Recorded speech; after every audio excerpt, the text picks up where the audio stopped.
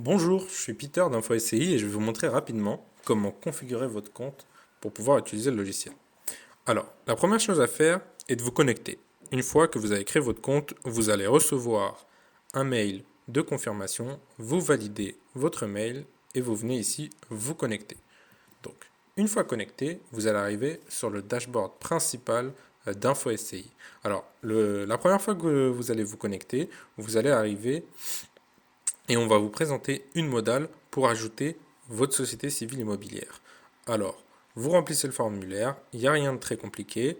Les deux seules choses à savoir est qu'il faut renseigner le SIRET et le capital car c'est des informations obligatoires qui vont apparaître sur les documents qu'on va vous générer. Une fois que vous avez fait ça, la première chose à faire dans le paramétrage de la SCI, c'est d'ajouter vos associés. Alors ici aussi, rien de très compliqué, vous ajoutez vos associés. La seule chose où vous devez faire un peu attention, c'est au niveau des parts sociales. Vous devez les rentrer en pourcentage. Alors aujourd'hui, il n'y a que le pourcentage qui est disponible, mais demain, on va mettre en place le système de code-part. Alors, une fois que vous avez fait ça, vous allez voir apparaître dans votre arborescence vos associés. La deuxième chose à faire est d'ajouter les biens immobiliers, donc les locations. Vous allez ici, vous cliquez sur Ajouter une location et ici vous remplissez le formulaire. Vous mettez le nom de la location, l'adresse de la location, le loyer mensuel de référence, la périodicité et vos charges.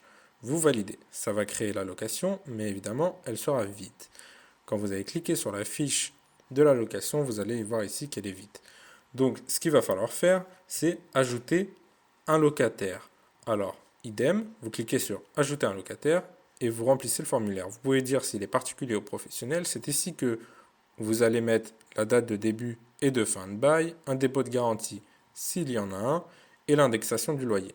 Alors, pour votre information, l'indexation du loyer est connectée directement au site de l'INSEE. Comme ça, il est mis à jour et vous n'avez pas de soucis à ce niveau-là.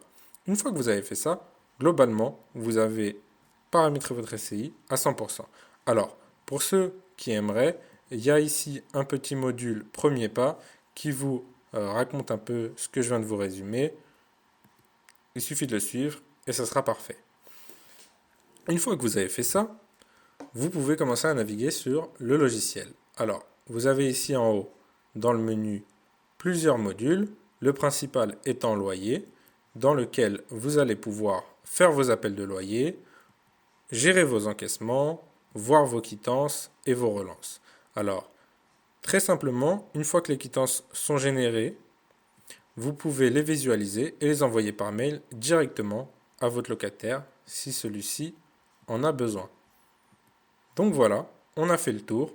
Vous avez configuré le logiciel, vous pouvez commencer à l'utiliser dès aujourd'hui.